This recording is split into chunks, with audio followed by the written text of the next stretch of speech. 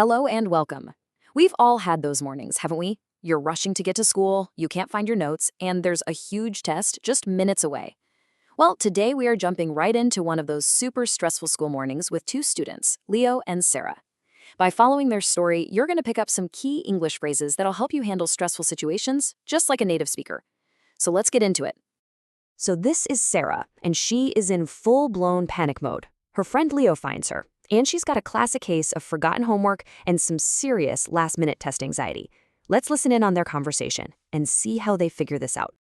All right, I want you to listen closely. Picture this. You're standing in a busy school hallway. You can hear lockers slamming shut, students laughing all around you, and that first bell is about to ring any second. So in a noisy school corridor, Leo spots Sarah by her locker. She's frantically looking through her backpack with this really worried look on her face. He walks up to her and asks what's wrong. Sarah just sighs and says, "I can't find my history notebook, and we have a big test in 10 minutes.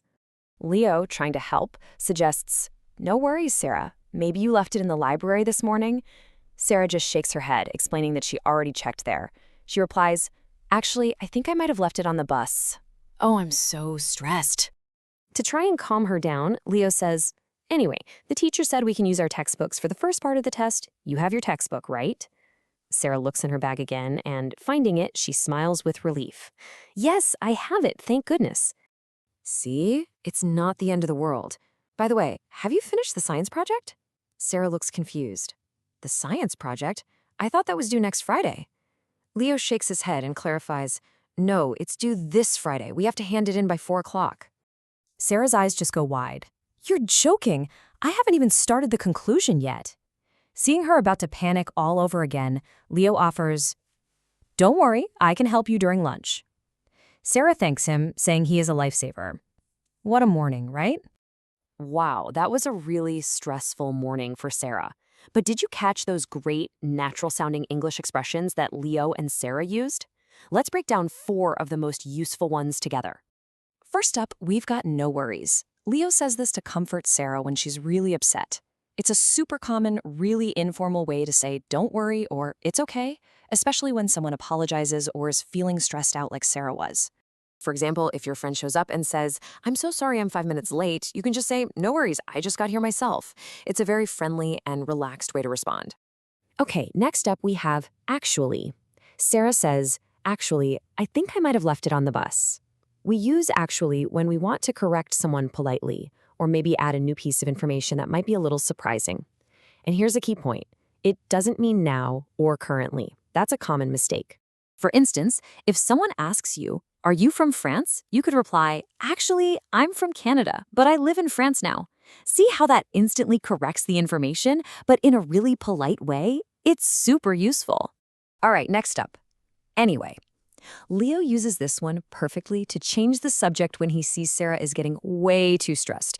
He just says, "Anyway, the teacher said we can use our textbooks." It's a great little word that helps you steer conversation where you want it to go. Think about it this way. Maybe you're talking with a coworker about the weather, but you really need to get back to business. You can just say, "Anyway, back to the meeting," and boom, it instantly brings everyone's focus back to the main topic.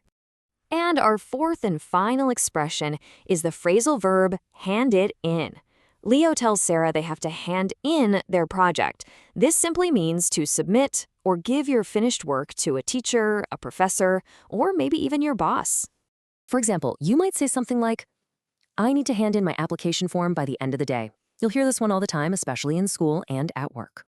Okay, it is time for a quick quiz to see what you remember from Leo and Sarah's conversation. I've got 3 questions for you. I'll pause for just a moment after each one to give you a chance to think. Are you ready? Let's go.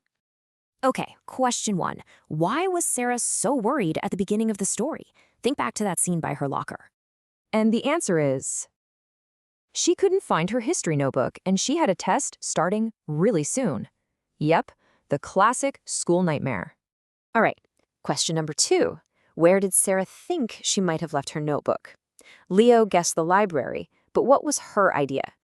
That's right. She thought she might have left it on the bus, and that's exactly where she used our key word, "actually." And for our final question, when is the science project actually due? This one was a pretty big surprise for Sarah.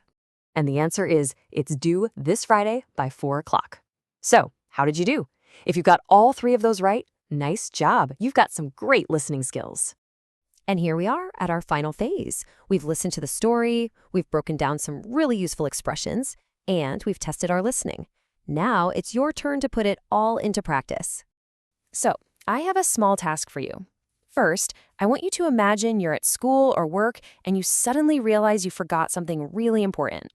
Second, describe that situation in just a few sentences. And third, try to use at least one of our new expressions, like no worries or actually. Remember, the most important part of learning is actually using what you learn. Thanks so much for joining me today. Keep practicing and start thinking about what conversation you're going to start with these new skills. Until next time, goodbye.